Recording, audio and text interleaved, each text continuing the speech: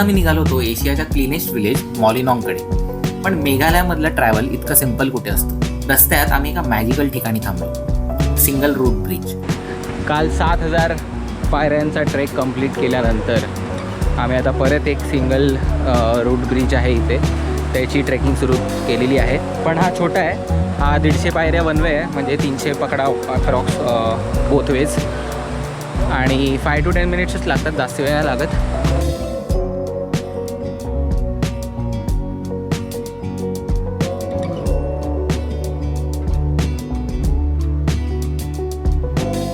नेचरने बनवलेला हा ब्रिज माणूस बनवतो त्यापेक्षा कितपट सुंदर असू शकतो हे इथे आल्यावर समजतं. पाणी, जंगल आणि शांतता, एकदम अनरियल वाईब होती.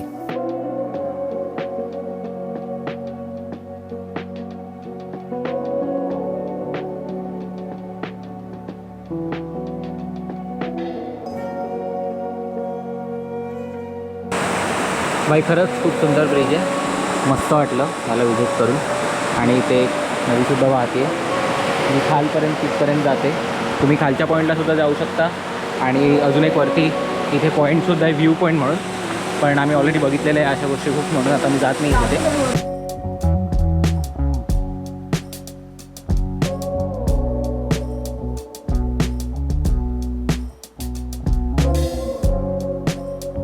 चिप्स वगैरे घ्यायचं असेल, काही घ्यायचं असेल तर तुम्ही इथे घेऊ शकता.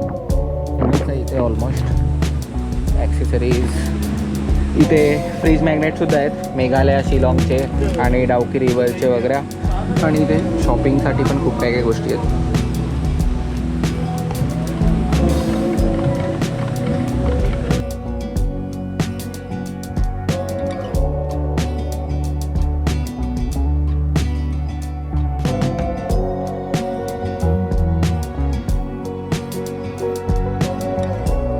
त्यानंतर आम्ही पोचलो मॉलिनॉंगमध्ये, इंडियाचं क्लीनेस्ट विलेज. सो गाईज, आत्ता आपण आलेलो आहोत मॉलिनॉंग विलेजला, जे की आहे एशियातलं सर्वात cleanest village. Not only in India but पूर्ण एशियातलं हे क्लीनेस्ट विलेज आहे. आणि आम्ही आता ते एक्सप्लोअर करायला आलो आहे. तर मग 30 rupees per person entry fees आहे इथे. इथली स्वच्छता बघून लिटरली शॉक बसला. प्रत्येक घरासमोर बांबू डस्टबिन, 0 प्लॅस्टिक. एखादं गाव कसं असावं ह्याचं एक परफेक्ट एक्झाम्पल होतं.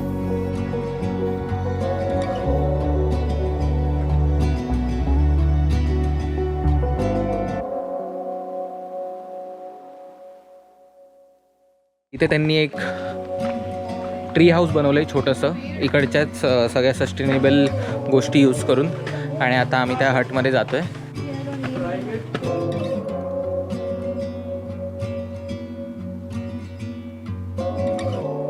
भाई काय मस्त वाटतंय, खतरनाक जागा आहे.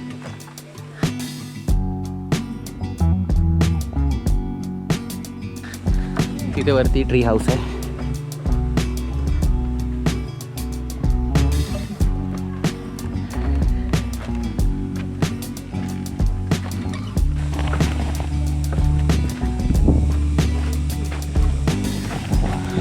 क्या बात है, क्या बात है,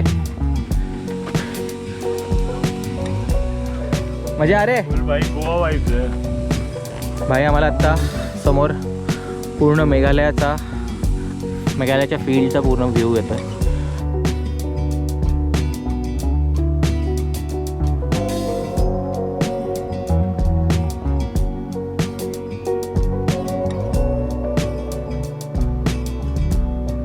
इकडे आम्ही लंच केला आणि इकडची लोकल वाईब एक्सपिरियन्स करून निघालो पुढच्या डेस्टिनेशनला. संध्याकाळी आम्ही पोचलो डाउकी रिव्हरकडे आणि कॅम्पमध्ये चेक इन केलं. सुंदर रात्र, थंड हवा आणि रिव्हर समोर कॅम्पिंग. हा मोमेंट वर्ड्समध्ये एक्सप्लेनच होऊ शकत नाही.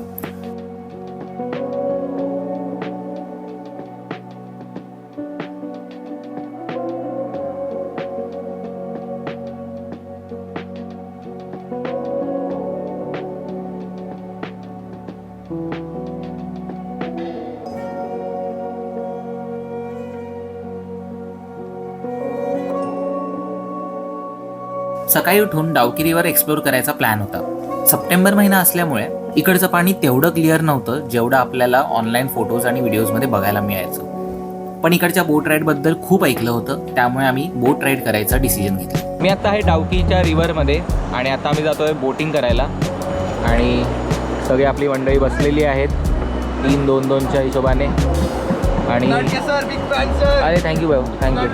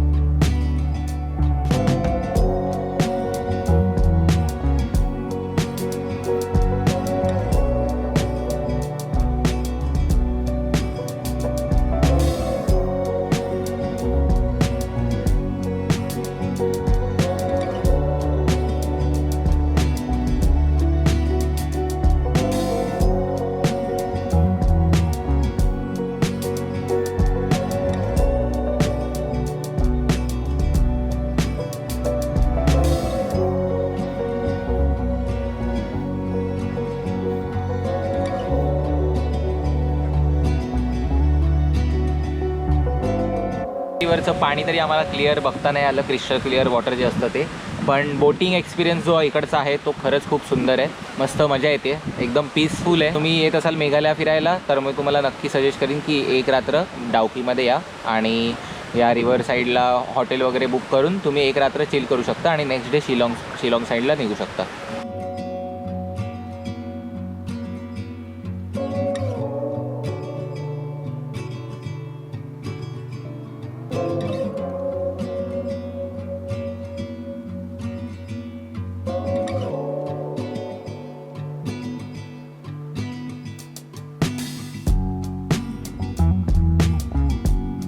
बोटिंग नंतर आम्ही निघालो पुढच्या ॲडव्हेंचरसाठी. नेक्स्ट स्टॉप होता लाईटलूम कॅनियन. ही जागा मेघालयातली खूप ड्रीमी आणि मॅजिकल प्लेस आहे. पण अनफॉर्च्युनेटली आम्ही जेव्हा तिथे पोहोचलो तेव्हा तिथे पूर्णपणे फॉग होता, त्यामुळे आम्हाला बघायलाच नाही. गाईज हे बघा, एक गाढव एका घोड्यावर बसताना तुम्हाला परत असा कधी क्षण बघता नाही येणार. गाढव रेकॉर्ड कशाला करतोय?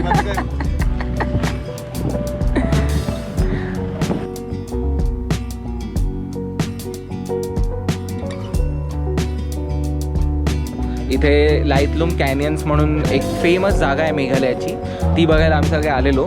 बट अनफॉर्च्युनेटली फुल सगळं फॉग आहे इकडे. पूर्ण आपल्याला इथे मोठा व्ह्यू दिसतो जो खूप सुंदर असतो. आम्हाला तर नाही बघता आलं, पण तुम्ही जर येत असाल मेघालयाला तर नक्की ही जागा व्हिजिट करायला अजिबात विसरू नका.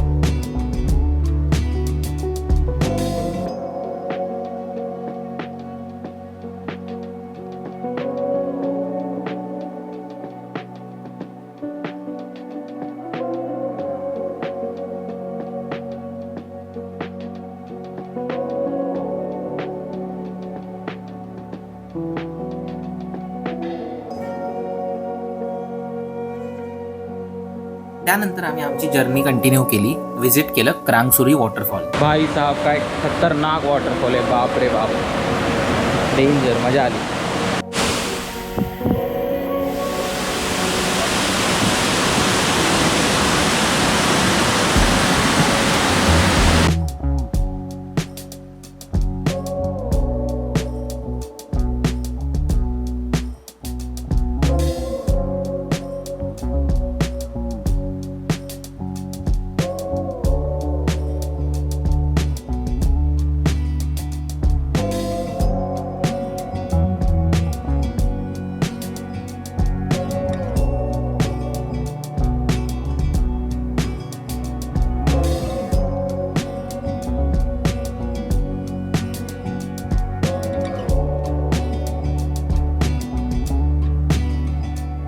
आजचा दिवस आमचा मेघालयामधला लास्ट डे होता, त्यामुळे ह्या वॉटरफॉलमध्ये स्विम करून आम्ही आमच्या ट्रिपचे काही शेवटचे मोमेंट्स एन्जॉय करत होतो.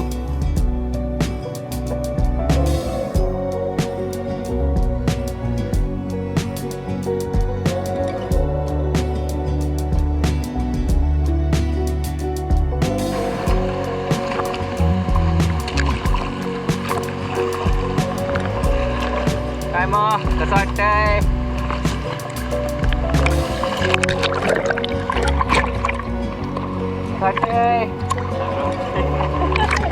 तू तर तेच बोलणार आता.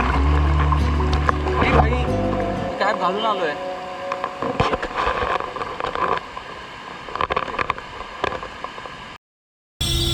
तर भाई आता जस्ट मी